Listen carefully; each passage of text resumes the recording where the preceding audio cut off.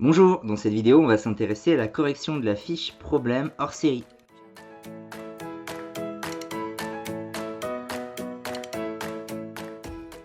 On aborde enfin les problèmes de construction avec la même consigne à chaque fois, construire les figures suivantes, et il y en a encore une troisième, mais en faisant en sorte qu'elles soient toutes 1,5 fois plus grandes que la version du schéma. Pour que la version que l'on fasse soit 1,5 fois plus grande que celle-ci, eh bien ça veut dire qu'on va multiplier chacune des longueurs par 1,5. C'est comme ça qu'on va avoir ce qu'on appelle un agrandissement de notre figure. Et dans l'autre sens, on a aussi l'autre terme possible lorsqu'on diminue. C'est pas un agrandissement, c'est une réduction de la figure. Voilà deux notions bien mathématiques que vous exploiterez encore dans les années suivantes. Et donc là, nous, pour le coup, on va revenir sur comment on fait pour que les longueurs soient 1,5 fois plus grandes. Alors, deux manières de le faire, avec et sans calculatrice. Bon, alors à la calculatrice, c'est évident, hein, on fait 5 fois 1,5, 3 fois 1,5, 4 fois 1,5, on le pose et puis c'est réglé. Mais moi, je vais plutôt m'intéresser à une technique opératoire à bien retenir justement et qui permet de se passer d'une calculatrice. C'est un classique en fait. On a un nombre multiplié par 1,5. Qu'est-ce que ça donne? En fait, vous allez avoir une fois le nombre, ça veut dire ça déjà, donc 5, et en plus 0,5 fois le nombre. C'est ça multiplié par 1,5. C'est multiplié par 1 plus multiplié par 0,5. Les choses se rajoutent. Mais multiplier un nombre par 0,5, ça revient en fait à prendre la moitié de ce nombre. Vous voyez, 0,5 c'est la moitié de 1. Quand vous multipliez un nombre par 0,5, ça revient à prendre la moitié du nombre. Si on prend l'exemple du 4, 4 fois 0,5, on va prendre la moitié de 4, ça donne 2.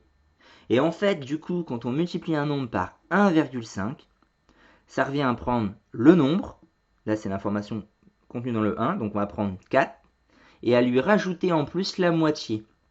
Donc on va faire 4 plus la moitié de 4, c'est-à-dire 2. Ce qui fait 4 plus 2, 6. Voilà, 4 fois 1,5, on peut le vérifier à la calculatrice, ça fait 6. 3 fois 1,5, on va prendre le nombre, c'est-à-dire 3 dans un coin de la tête, et on va prendre la moitié du nombre. La moitié de 3, c'est 1,5. Donc 3 plus 1,5, on trouve 4,5. Donc on va écrire ce qu'on vient de trouver. Les nouvelles valeurs, ça va être 6. Ici, 4,5. Et là, 5 plus la moitié de 5. La moitié de 5, c'est 2,5. 5 plus 2,5, ça fait 7,5. Voilà, j'ai mes nouvelles valeurs. C'est avec celle-ci que je vais construire l'agrandissement de ma figure initiale. Bon, on fait en même temps celui-là en termes d'analyse. Donc on fait 2 plus la moitié de 2. C'est ça, multiplié par 1,5. La moitié de 2, c'est 1. Donc 2 plus 1. Après, on prendra 3 comme rayon de notre cercle. Alors, d'abord, je démarre avec une petite astuce de technique, hein, purement pratique. Quand vous voulez faire 6 cm et que vous avez qu'une équerre dont le bord est abîmé, donc vous ne pouvez pas trop commencer à 0. En plus, ma graduation sur cette équerre-là, comme d'autres, commence dès le début du coin. Bien là, au lieu de démarrer là, vous démarrez en 1. Du coup, au lieu de finir en 6, vous finissez en 7. Vous démarrez un cran plus loin. Et là, vous avez vraiment une précision. Bon, moi j'ai une règle, donc ça va aller. Donc on démarre en 6, en 0, pardon, et on finit en 6. Voilà, donc on a notre segment de 6 cm à bien faire au crayon de bois, je vous rappelle. Le point A est ici, le point B est donc là. On n'écrit pas le point au niveau du sommet, on l'écrit à côté, hein, la lettre. Et après, on s'empare du compas pour faire ce genre de figure. On connaît les trois longueurs d'un triangle. On va mesurer 7,5, c'est la longueur de ce côté-là. Donc là, on n'a pas le choix, on fait du mieux qu'on peut. On va avoir, donc là, j'ai bien 7,5. On voit que c'est bon. On va bien piquer et on fait un arc de cercle. Alors plus ou moins généreux, mais pas trop parce que je vois à peu près ce que ça donne. On dirait quand même un triangle rectangle. Donc c'est censé plutôt partir ici. Et là, 4,5 pour le dernier côté. Donc on peut partir de ce côté-là et aller chercher le 0. Donc ça c'est sur l'étape difficile, hein, d'être précis. Il faut s'appliquer, prendre un peu son temps. Et voilà, on finit par relier.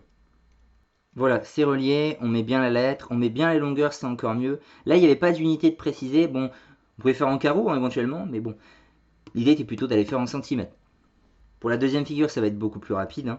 On va avoir un point D, et à partir de ce point D, on va piquer, bien précis. On va prendre 3 cm tout simplement. Donc 3 cm.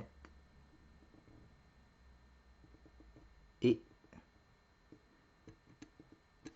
on est parti.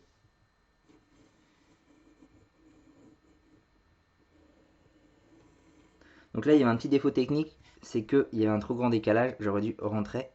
C'est un peu gênant. Il faut essayer de faire à peu près aligné entre la pointe et la mine. C'est plus facile à construire. Donc voilà, j'ai mon cercle. Je trace quand même pour préciser que j'ai bien fait un rayon de 3 cm. Et je place le point E. Donc on termine avec la troisième figure. Donc là, encore une fois, il va falloir prendre les mesures et les modifier pour qu'elles soient 1,5 fois plus grandes. Je rappelle, ça revient à prendre la mesure plus la moitié de la mesure. Donc 8 plus la moitié de 8, c'est 4. 8 plus 4, ça fait 12. On va avoir 12 cm. La 7, la moitié de 7, c'est 3,5. Donc on va faire 7 plus 3,5. Ça fait 10,5 cm. Bon, et ici aussi c'est 7, ce qui fait moins de calcul. 10,5 cm. Bon, reste quand même que là, on a un angle droit, donc on connaît la mesure, on le fera à l'équerre, mais c'est 90 degrés. Et ici, l'angle fait 68 degrés. Il faut se poser la question, est-ce que je vais l'agrandir cet angle? Est-ce que je vais multiplier par 1,5? Bon, la réponse tout de suite, non, pas du tout. Parce que si je le multiplie, pour le coup, c'est pas un agrandissement que je vais avoir, c'est une déformation de la figure. Si je change la valeur, ça va être beaucoup plus grand, je vais plus du tout avoir le même aspect. Un agrandissement, ça garde quand même le même aspect, la figure garde le même aspect, sauf qu'elle est tirée. Donc, lors d'un agrandissement, les valeurs qui sont modifiées, ce sont celles concernant les longueurs. Mais les angles, eux, restent tels qu'ils sont. Bon, on passe ensuite à la construction. Donc, vous pouvez voir que j'avais déjà un petit peu commencé, mais avec le gros défaut, alors que je vous le dis assez souvent en plus, c'est qu'il faut mieux commencer en bas lorsqu'on peut commencer tout en bas. Il ne faut pas chercher à faire en plein milieu. Je suis allé un peu trop vite, j'ai fait en plein milieu. C'était pas très malin. Donc, on va de 0 à 12. Oui, les valeurs là ont quand même considérablement grandi, donc ça donne une figure bien plus grande. Donc on a le point P ici, le point E là. On va prendre l'équerre. Il y a plusieurs choix, hein, mais je veux passer au rapporteur en fin de vidéo. Donc on construit d'abord l'angle droit en s'assurant de passer par le point. Donc là, c'est pas évident de vous le montrer parce qu'il y a une ombre, mais on y est. Donc on fait plus grand que nécessaire et on mesure ensuite. Donc 10,5, je peux partir du 10,5 ici et aller chercher le 0. C'est ce que je fais. Voilà. Donc on a bien l'angle droit et on a bien le point L ici. Et ça fait bien donc 10,5 cm. Et là, 12 cm. Pour le moment, on est bon. Et donc là, il n'y a pas le choix. Il faut revoir le rapporteur. Alors un rapporteur, je vous rappelle, très souvent deux graduations qui ont un sens opposé. Alors ça veut dire qu'il y a un 0 ici et un 0 de l'autre côté, la graduation intérieure. Bon, alors comment on fait pour placer un rapporteur? Deux choses. On a la croix ici qu'il va falloir placer au niveau du sommet de l'angle. Le sommet, c'est le point P, c'est là où se forme l'angle. Donc on va placer la croix ici.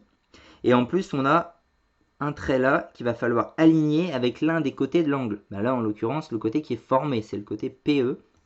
Donc la croix au niveau du point P et j'aligne bien mon trait. C'est bon, on voit c'est superposé. Puis faire la nuance entre les deux, donc c'est bon, c'est bien placé. Et donc il faut faire 68 degrés en partant du bon 0. La règle, c'est de prendre le 0 qui touche le trait, c'est lui qui fait l'ouverture. Donc le 0, il est là, c'est la graduation intérieure qui va nous intéresser. 68 degrés on doit faire. 60 est là, 65 est ici, 68, c'est 3 traits après 65. Voilà. Mais on pouvait le faire là en fait, ça fonctionne. Si là on a 60, ça c'est 60 d'ouverture, ça c'est 65, et 63 c'est là, on le voit mieux. Voilà, une fois que c'est fait, il n'y a plus qu'à relier. Donc souvent on place son stylo au niveau de la marque, comme ça on gagne en précision. On ne le fait pas à vide un peu, le placement de la règle. Voilà, on mesure, on prolonge. Il va falloir faire 10,5, c'est assez grand, 10,5. Donc pareil, on va partir du 10,5 et on va chercher le 0. On est là. Bien ici on a le point O. 68 degrés. Et les 10,5 cm. Bon là il n'y a plus aucun choix, le point O existe, le point L aussi, ils sont tous les deux placés. Mais il n'y a plus qu'à relier. C'est pour ça que la longueur n'était pas précisée, ni aucune autre information ici. Les points sont placés, une fois qu'on a fait tout ça. Voilà.